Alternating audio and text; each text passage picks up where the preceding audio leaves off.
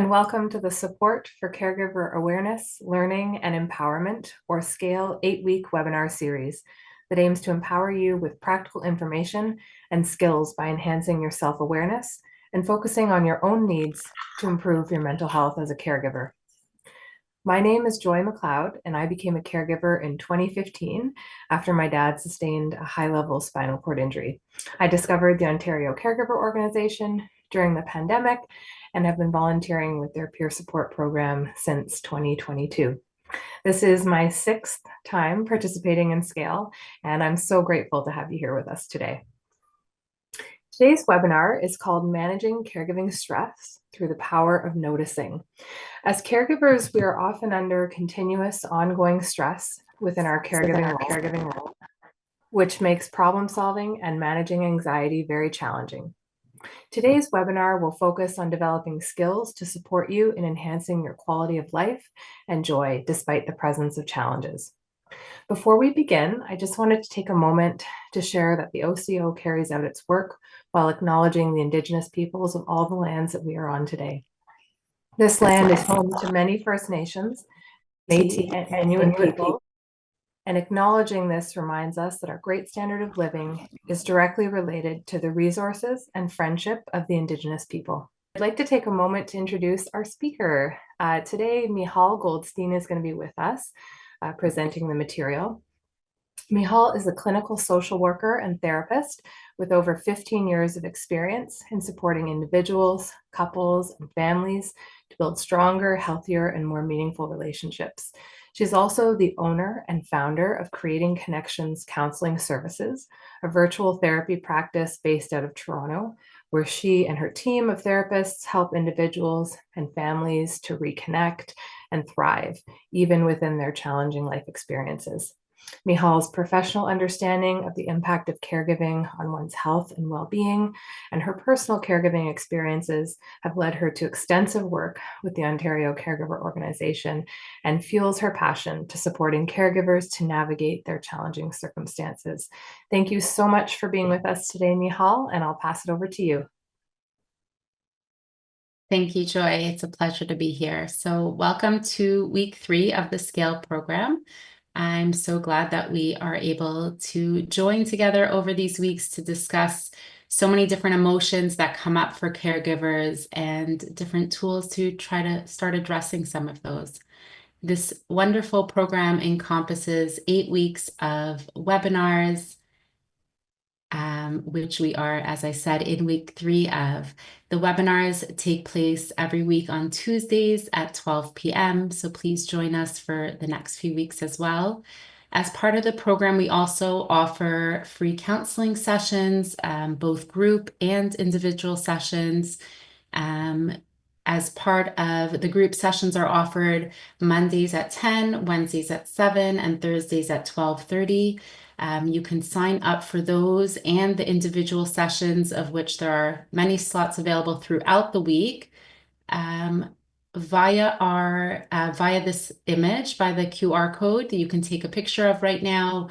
You can also email us, go to our website, or contact us by phone in order to sign up for those. If you've registered for these webinars, then you should have received a link for the counseling sessions, and you can sign up that way as well. But please reach out if you have any trouble doing that, and I definitely encourage you to take advantage of these. They really allow you to implement into your personal life some of the skills and tools that we more generally speak about today.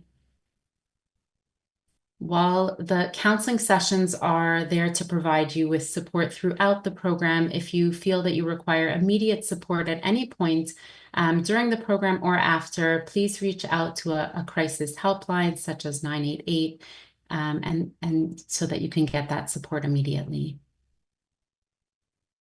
In addition to the counseling sessions, this year, we also have an amazing workbook that you will be sent out after the webinar, along with a video of the webinar, where you can continue to implement some of these tools after the SCALE program is over, between the weeks.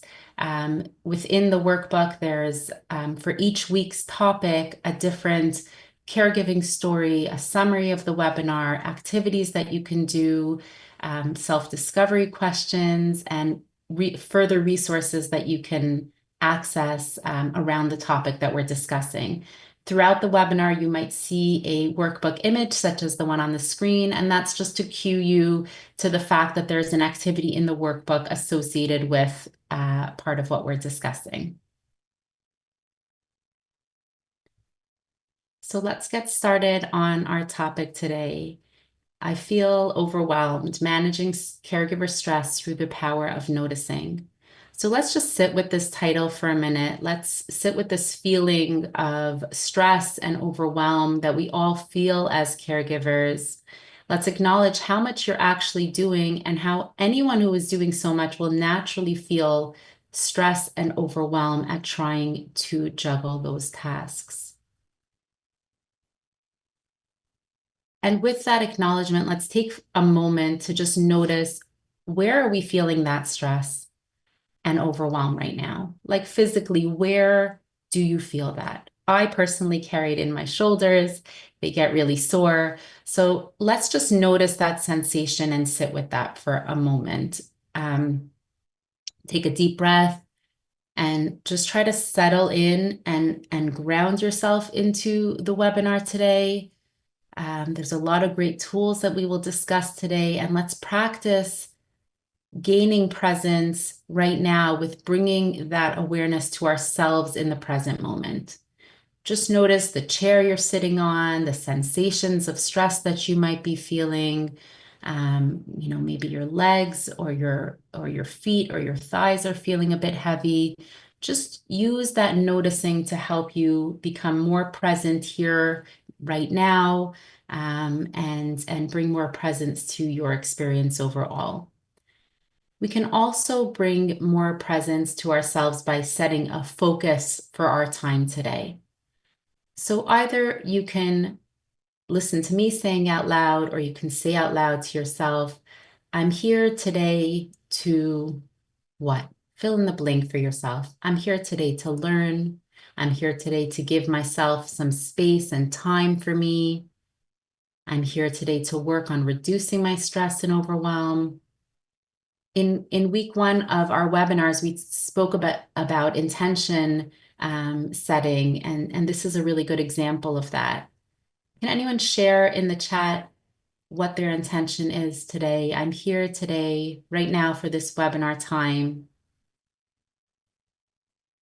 I'm here today to...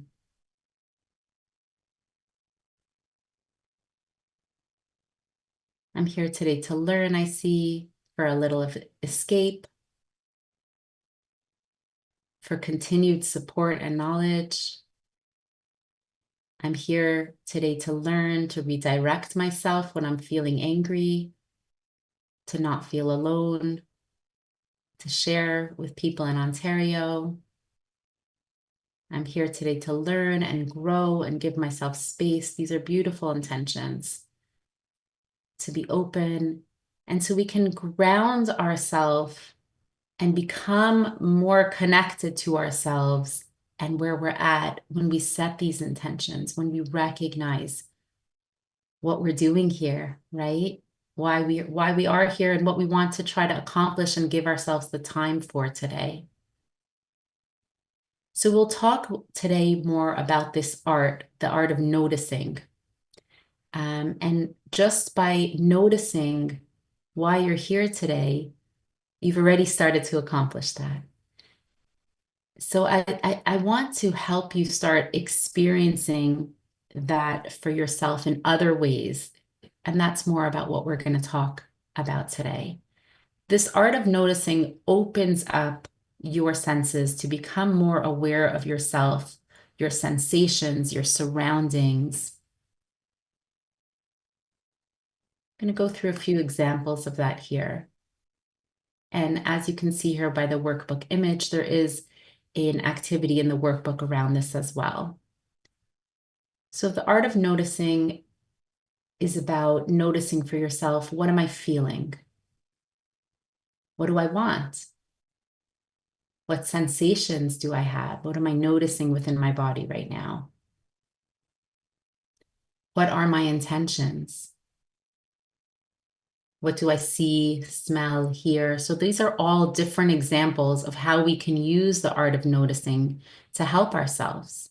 So let's try that for a moment, using our senses, for example, like sight or sound, to become more present.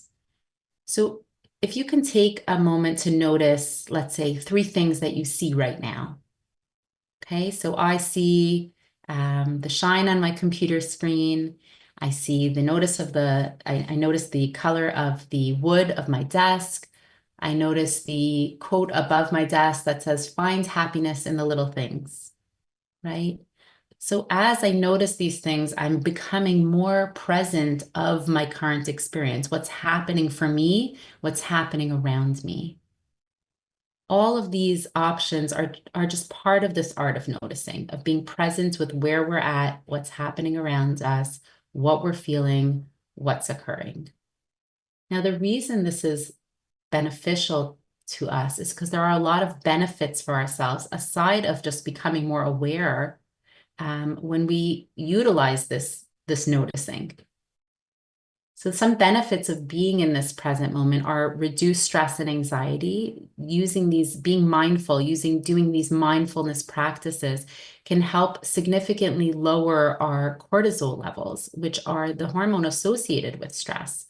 So this helps us in reducing our overall stress and our overall feeling of overwhelm, and promoting more of a sense of calm physically within our body.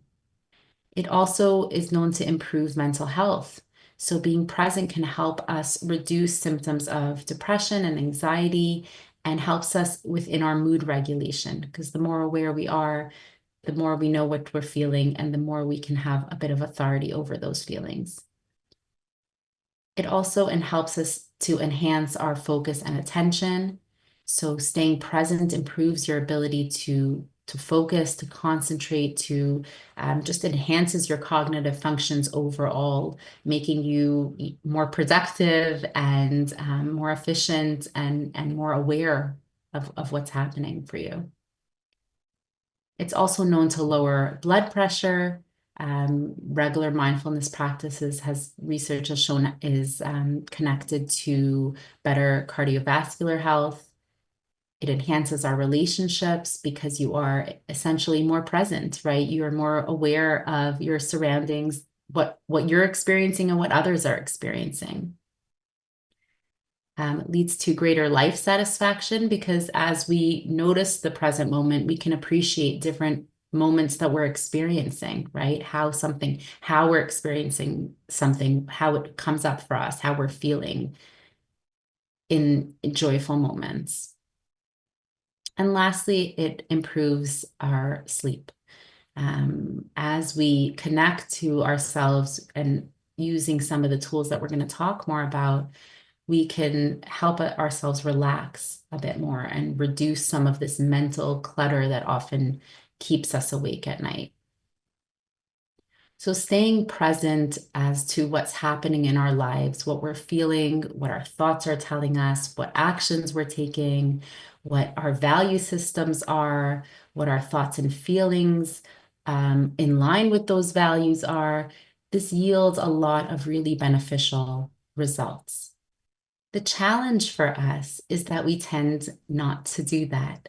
We tend to avoid our problems and our negative feelings, right? And unfortunately, that actually ends up making matters worse, because we're not aware or in line with what's happening within us or outside of us, right? And in that case, we have very little control over our feelings and experience. So I bet you're wondering, and may have been even by the title of this webinar, how is my attention to my stress, going to improve things for me? Because usually when I'm stressed, I try to distract myself from my stress, right? So that I don't have to think about it. And now I'm here telling you that I want you to pay more attention to it. So it is a bit confusing, but I want to clarify that for you. I want you to think if you've ever tried to solve a problem without knowing very well what the problem is, without really deeply understanding it, right? Usually, if we want to solve a problem, we need to know a lot about it, right? And the same is true with the problem of our stress and our overwhelm. This isn't a new concept. This is something that was being said back in the 5th century. Sun Tzu, who's a Chinese military general and philosopher, once said, "Know thy enemy and know thyself. In 100 battles, you will never be defeated." The more awareness we gain of ourselves, the more control we have over ourselves. So we described a few ways that we can gain presence of mind, right? By becoming more aware of our surroundings, our sensations, our feelings, our thoughts, just bringing awareness and attention to that space. But our objective today isn't just to be aware when we are experiencing something, or specific to this week's discussion, when we are experiencing stress and feelings of overwhelm. But our goal today is to actually know what to do with that once we notice we're feeling it. So the first step is the noticing. What am I feeling? What's happening for me, right? And now I want to look at ways in which we can manage that stress and overwhelm once we notice it. So we're going to look today at the ACT approach to get some guidance around that. Acceptance and Commitment Therapy, ACT, is an approach that directs us to use our present awareness of our body and our mind to come to understand our thoughts and our patterns, and to assess if they're helpful to us, if they're in line with our values, or if they're hurting us. So it guides us to try to notice and embrace our thoughts and feelings without a sense of judgment. And then to commit to actions that are more aligned with our values, and therefore focus on living a more meaningful and fulfilling life. Okay, and I'm going to walk you through how we do that with this approach, so not to worry if it sounds a bit esoteric right now. So just to get a bit of background, the ACT approach was developed by a psychologist named Stephen Hayes. His ideas actually emerged from his own experience with anxiety and panic attacks. He eventually realized that the more he tried to run away from these feelings, the worse they got, right? The worse the panic got. And so he learned that the best approach was actually to accept himself for who he was and his experiences for what they were. His premise was, rather than viewing our negative emotions, our stress and our overwhelm as something to be changed or fixed, we need to recognize and accept the presence of these emotions and experiences in our life. So to quote Hayes, we are treating our own lives as problems to be solved, as if we can sort through our experiences for the ones we like and throw out the rest. Hayes and his research team conducted thousands of research projects to see what were the skills that allowed people to live happy lives despite having stress and challenges. And what they found at the center of these skills was an ability to have an open and flexible stance towards one's own pain. So what does that mean exactly? It means the ability to live life with our pain rather than trying to avoid or distract from our pain in order to live life. I'm going to say that one more time. It means the ability to live life with our pain rather than trying to avoid or distract from our pain in order to live our life. So I want you to notice for a second this shift. We typically tend to see pain as a roadblock on our journey, right? It gets in the way of us living. Let's just get around this little roadblock and then we can be happy and live. But Hayes is bringing our attention to the fact that this is a really unhelpful way of thinking for us, and pretty inaccurate in the day-to-day. Because we don't actually know of, I'm assuming I don't know of anyone. I mean, you can reflect for yourself if you know of anyone who has not experienced aspects of pain in their life, right? Anyone who has not experienced challenges or suffering in their life. We all face it at some point, right?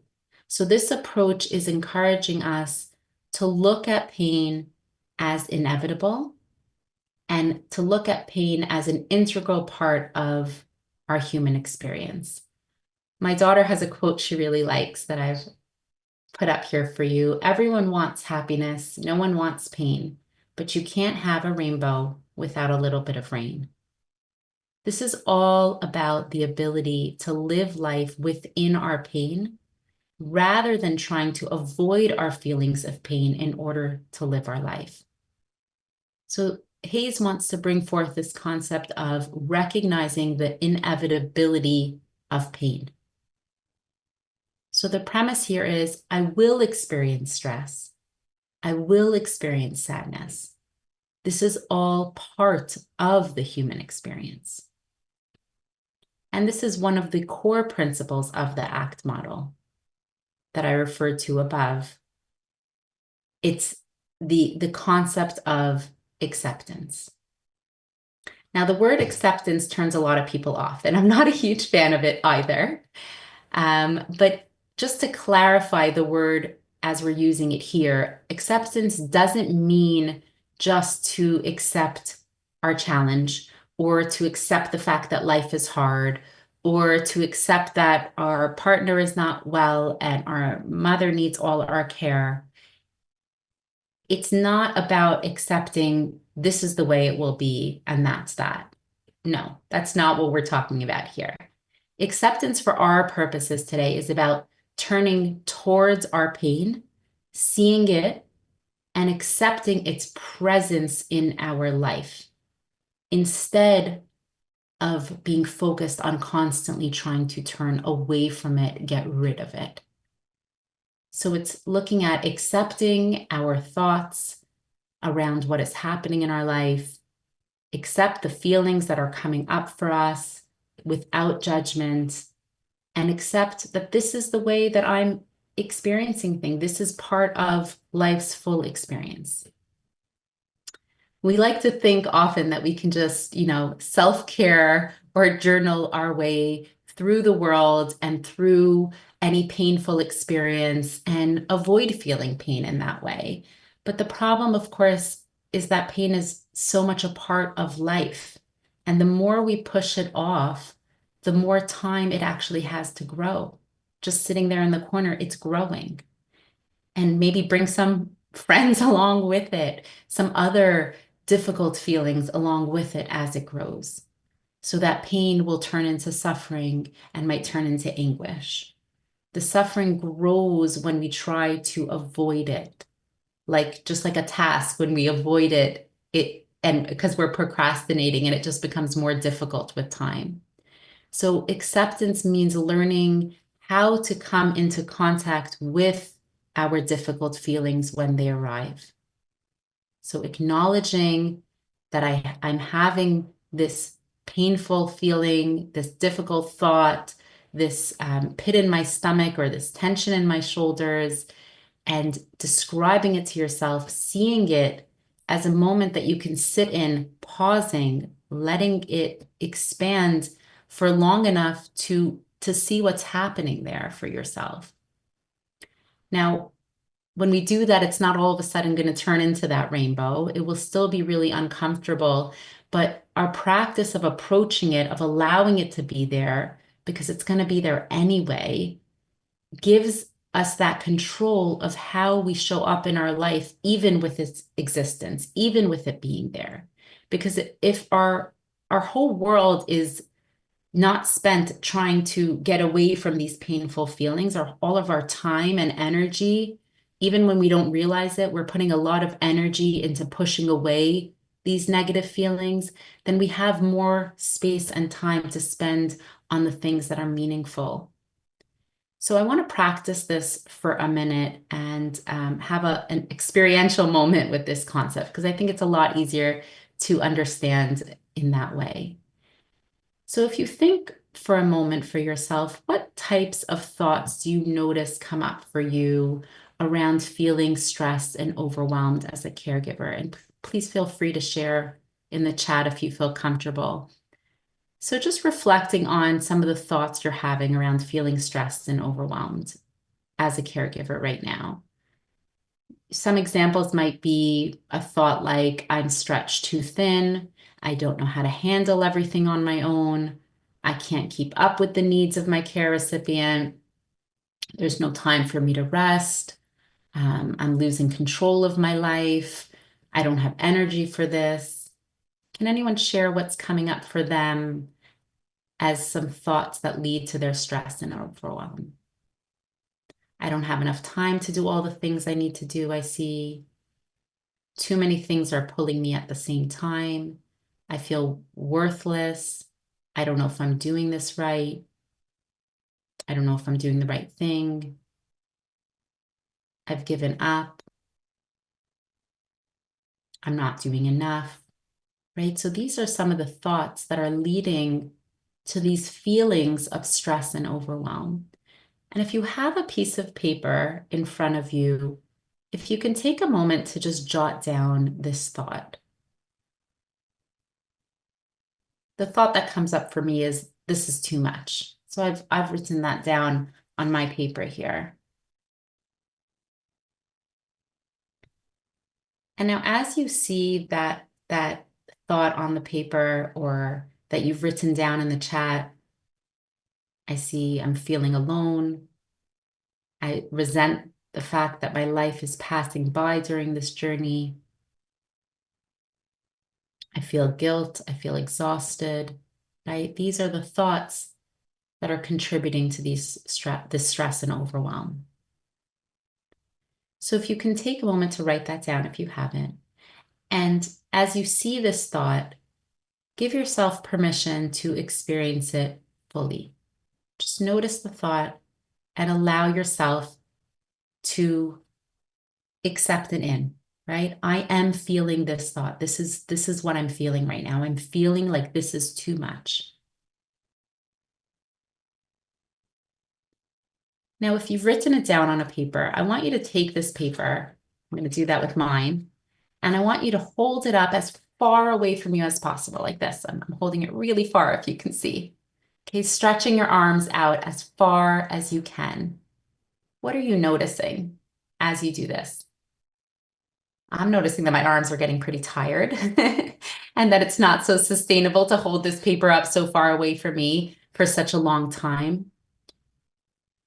I can't prevent this experience from affecting me no matter how hard I try, no matter how far away I'm trying to hold it from myself. Now let's take that same piece of paper with your thought and bring it close. Let's take a look at what it says. I'm reading mine. It says, this is too much. And now let's gently just put it down in our laps. So it's there with us. I'm holding it. I see it. I know it's too much. I'm holding it. But my hands are free now to engage in other things. I know the feeling it's too much exists for me, and I feel it, but I'm not fighting it. I'm not putting all this energy into trying to get it far away from me. I'm allowing it to be in my presence, and I'm allowing myself to notice that it's in my presence. This is what I mean by acceptance.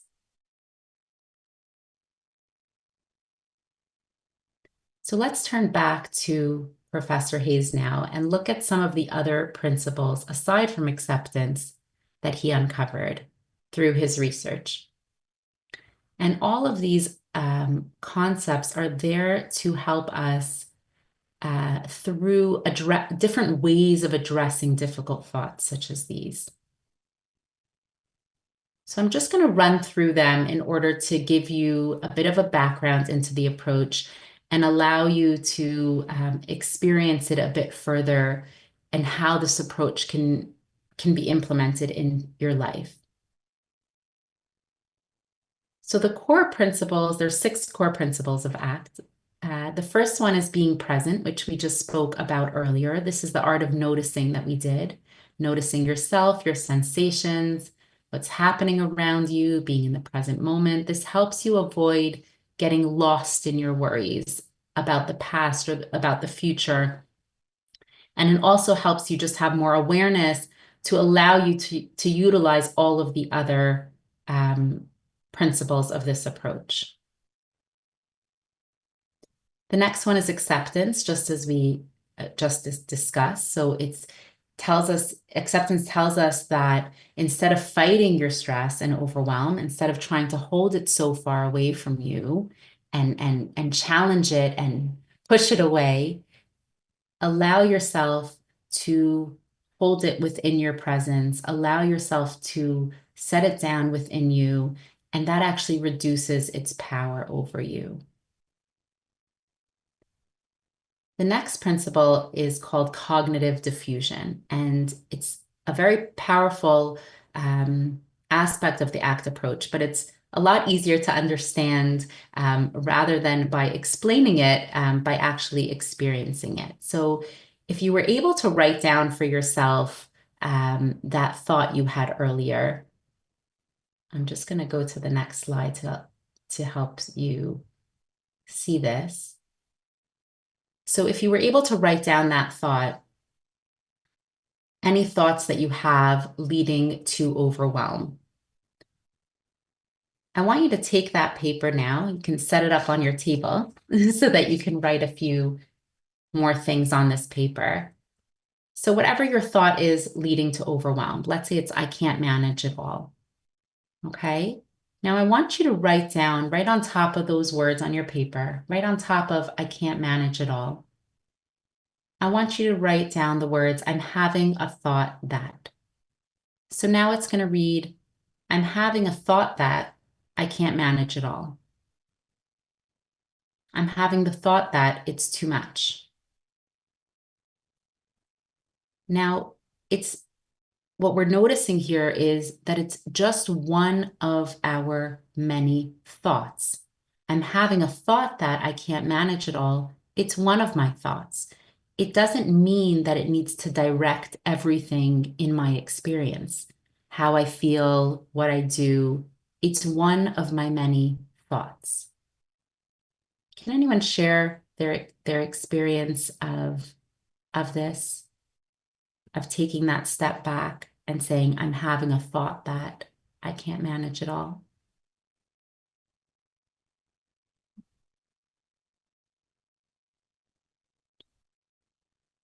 And while you're thinking about that piece, I see someone shared it makes the thought seem smaller. We're going to take it one step further. And on top of the words, I'm having a thought that, I want you to write, I just noticed. So we're going to take it even one step further. I just noticed I'm having a thought that I can't manage it all. I see some of you are sharing. It makes me realize it's an opinion, it's not a fact. It gives a bit of space for me. It gives me hope, like I can make a plan to get through this. It reduces the power of the thought. All of these things. This is what cognitive diffusion is about. One of these key principles that we were just naming. It's about diffusing, so defusing, creating distance from my thoughts. I have many thoughts. I have thousands and thousands of thoughts throughout the day. I don't need to feel so entrenched and connected to only one of those thoughts because I just noticed I'm having a thought that I can't manage it all, but I have many other thoughts. So cognitive diffusion is about learning to see your thoughts from a bit of a distance, to diffuse from them so that you can see what they are and decide and have more authority over what you do with that thought. So I just noticed that I'm having a thought that I'm really stressed about this upcoming doctor appointment. Now, it's not I'm stressed. It's not me connected to this experience. It's a thought. It's a lot further away from me now. I just noticed I'm having a thought that I'm worried about the doctor's appointment. So that takes us to the next principle, which I'm just going to click back over here to take us there so that we can see it on the screen. Self as context. The ACT approach has a lot of fancy terms for things, but to explain what that means, it's about developing this understanding that you are more than just your thoughts and your feelings. So, like we explained, the thoughts, I just noticed that I'm having this thought as part of my experience. Stress and overwhelm is part of our experience. It does not need to be my identity, this overwhelmed person. It can be one of my many experience. A good way to think about this is to think about our thoughts and our experience as a station that's being broadcasted in our mind. So right now, I'm experiencing this station of worry or this station of stress, right? We want to assign a name to that station and be able to say, my mind is broadcasting station worry right now, or oh no, there's station anxiety that's just come on, right? So we're thinking of the thoughts that we notice come up for us as a station. We can change the station. We can leave it on in the background as this background noise, right? But I don't need to listen to every word, and I don't need to stay there if I don't want to. Not to say that it's always going to be easy to change that channel, but the moment it's a channel and not me, I get a little bit more room. I have a little bit more space to be able to work through that. So rather than these thoughts automatically guiding my experience, my decisions, I'm going to just notice the ad that's playing on my station, the thoughts that are playing on my station, but I can choose not to stay with those words. I can choose to rather act on my values. And that's the next principle of ACT, this values clarification. And this is something that we worked on in one of the previous webinars. And there was actually a handout in the workbook around that, clarifying your values for yourself and becoming more connected to those values. So learning more about the values that we have so that we can notice our thoughts and then guide our actions to be more in line with the values that we have. And lastly, the last principle is committed action, which is about taking steps towards your values once you realize what they are, even if those steps are really small, and even if they're just making small shifts in our experience, each small shift shifts how we're going to experience our life and shifts the level of our stress, right? And how we're going to experience the day to day. So to bring this home, I just wanted to give you a example of a client that I've actually worked with who was caring for their parent.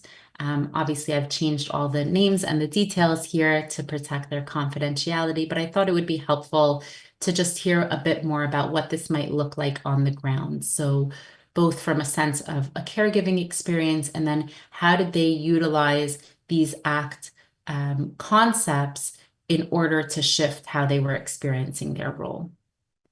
So Sue is a 45-year-old woman who's been caring for her 75-year-old mother, May, who has Alzheimer's. She works full-time while managing all aspects of her mother's care, including her medical appointments, her daily living tasks, maintaining the household. I'm sure many of you who care for your parents can relate to what that's like. Maria was really suppressing so many of her feelings of sadness and frustration, just feeling like I have to stay strong. I can't show any emotion, both for her mother's sake, because, you know, her mother would get more disoriented when she was frustrated, and both for her own sake to just manage everything. She felt like I have to just keep pushing it down. She also felt guilty a lot, which I'm sure so many of you can relate to around, you know, constantly wanting to do more for her mother, take on more tasks, you know, do more to make her mother's experience as good as possible. But what happened over time is that in taking on these additional tasks, Sue began to notice that she was isolating herself and withdrawing. She noticed herself withdrawing from all of her social activities and her friends because she just felt so overwhelmed and stressed and just felt like they wouldn't understand her. Despite being offered support and help from other family members, nothing big, but they were offering, maybe to come visit one day. But she noticed that she kept on insisting that she should handle it because she was worried about the impact of somebody else coming in and how that would affect her mother, and her mother would be disoriented, and then that would affect her later on. I can imagine some of you are nodding your head as you're listening to this through this shared experience.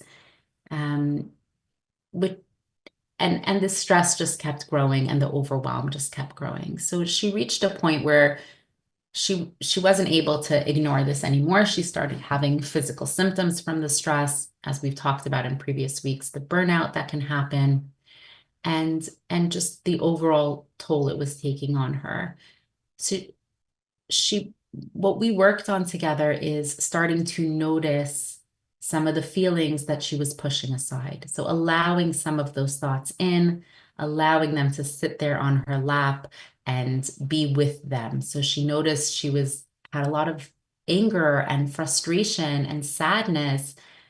And what we worked on is to understand that these aren't signs of weakness, but they're natural responses to challenges, right? They're natural responses to having to be so involved in her mother's care.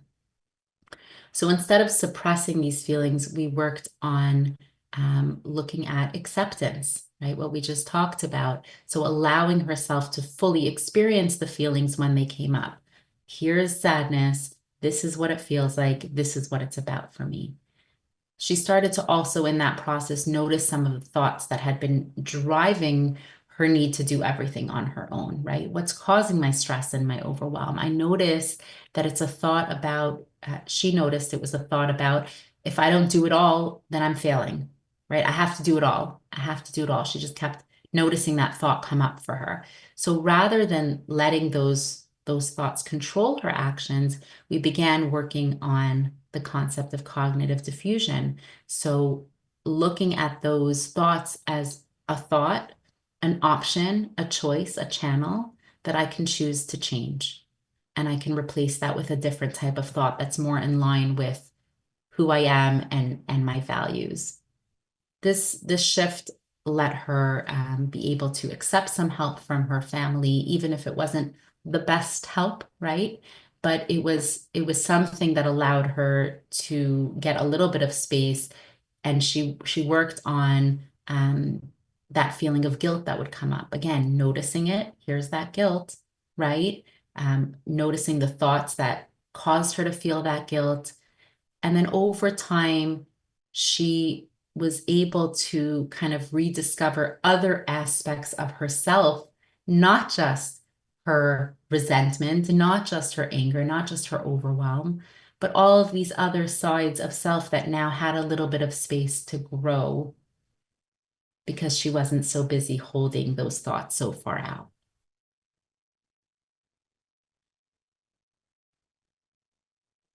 I'm just going to take one more minute if that's okay, and then we'll have time for questions. To give another example of a client I had that was caring for his wife, just to take this home for some of you that might be caring for a partner. John's partner, Sarah, had multiple sclerosis. And as Sarah's condition worsened over time, John found it really difficult to accept the severity of her illness, like what was happening, how she was deteriorating. He noticed that he kept telling himself over time, like things will improve, things will get better. If I just, give her some more support, she'll get better. And that really prevented him from acknowledging and reaching out for the supports that he needed in order to manage her care. He, rather than sort of reaching out, he became very rigid in his routine. Like, I need to do it this way and that way, and didn't really allow anything to disrupt that, which obviously took him away from any activities that he used to enjoy, because he was just so busy with trying to keep to the schedule, believing, I guess, in the back of his mind that this was going to help her improve.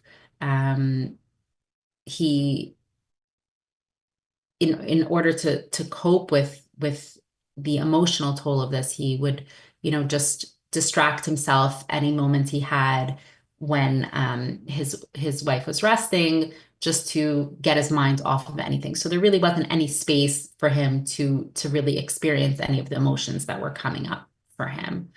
Um, so as he, as we began to work together, he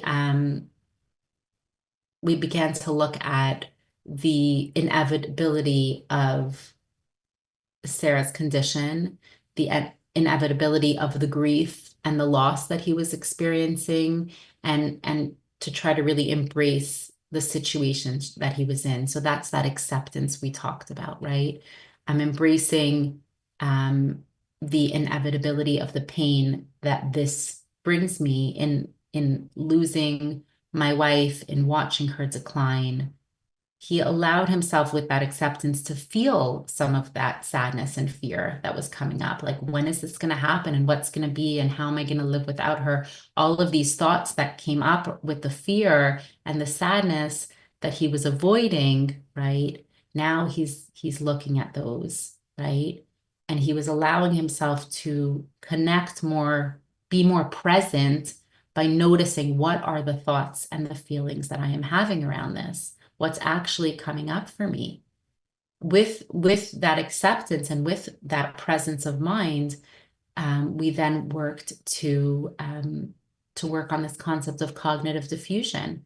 So allowing himself to see that asking for help, or his wife declining, this wasn't a sign of failure. It was a way that he can actually access the best care possible. So he's allowing himself to defuse from his thoughts that, he needs to make sure that she's okay. Notice that that's what's happening, and make a different choice that's more in line with his values, which is to ensure that his wife gets the best care possible. So he became more in line with his values, and was able to take a committed action, which looked like, I'm going to focus my energy on the quality of our time together. Where is my mindset? Where am I at when I have this time with my partner? So again, that's just these clients' experience, and everybody's experience is going to be different, but I just wanted to give you a little bit of a taste of how this can create those shifts from stress and overwhelm to a little bit of more space in our lives to be able to make those value shifts. So in the workbook, you'll see some of these resources and more that you can continue to read and learn about the art of noticing, and about the ACT approach. We also have in the workbook self-discovery questions, like around noticing your self-talk, noticing what it feels like to be more present, and a number of more questions. And these are in that workbook that you'll get after the webinar today. So thank you so much for joining today, and I want to open the floor to Joy for questions. We're going to come back together here next week, discussing grief and helplessness in caregiving. But for now, if there's any questions that come up, anything anyone wants clarification about, I'm happy to answer. Hello again. Thank you, Michal, for introducing us to ACT and the helpful activities that you shared to help us engage with the core principles that you were talking about. The chat box was quite lively again this week, and caregivers have been sharing how much this topic and the stories that you shared at the end were resonating with them. I just want to share a few caregiver comments. One caregiver said, "This is my story." Another caregiver said, "Yes, I'm nodding. This resonates so much." Another, "I'm feeling very emotional this week. This webinar is really hitting home." So yeah, this topic has been very meaningful for the caregivers in the room today. So we now have about 10 minutes for questions and answers, and I have some collated from throughout the webinar. So the first question, and since you have the slides up, that's great. A caregiver asked if you could briefly go through those 6 principles again and describe that cognitive diffusion piece one more time, if you don't mind. No problem. I will just go back to that. So the primary concept I want you to think about when you think about cognitive diffusion is that word diffuse. So very often we get very entrenched in our thinking. We get very connected to our thinking, and it's very hard for us to create enough space from our thoughts to even notice what they are, let alone disconnect for them or choose differently, right? So what we were looking at in this exercise, and I think it's just a great way of understanding what diffusion means, is that if we're just focusing on the thought that I can't manage it all, where is the space, right? We need to create some space. We need to create some distance from that thought to realize it's a thought, right? It's a thought that I can't manage it all. It is not my entire existence. I can't manage it all. It's a thought I'm having. And so by just naming it as that, I'm having a thought, that I'm already creating enough presence of mind that I realize I'm thinking, right? It's not me. I'm a person who is thinking a specific thought. And if you track your thoughts throughout the day, you'll notice how many thoughts you actually have. That screen just keeps flipping over and over and over again, right? If you've been really overwhelmed and tried to journal, you'll notice like, oh my gosh, my pen can't move as fast as my thoughts. I don't know if any of you have had that experience. I have, right? I can't possibly move fast enough because so many thoughts are coming. So let us just notice that for ourselves. There are so many thoughts that we have in the day. And right now, I'm having this thought that I can't manage it all.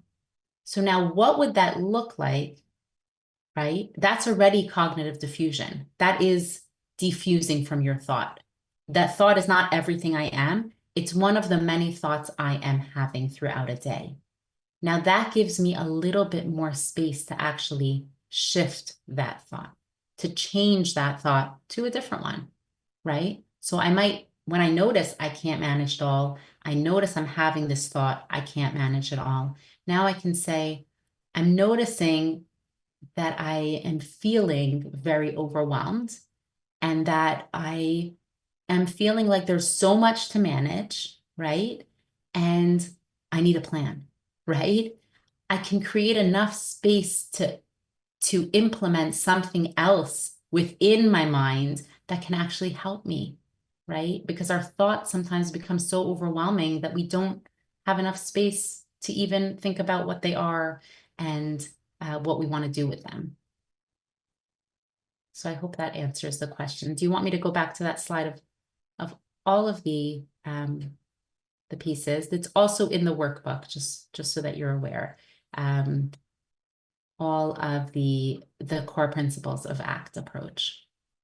And I did also provide some resources there in the workbook that, will go into ACT approach more. There's links to workbooks with other workbooks, with exercises around many of these principles. So you can really get into this and work through a lot of it on your own. But then I also encourage you to reach out for the individual counseling and work with one of our counselors around some of these pieces that you want to work more on. Yes, great. Thank you for the reminder about this being in the workbook. And that's great advice. Another caregiver shared, which I think is a nice segue from what you were just talking about.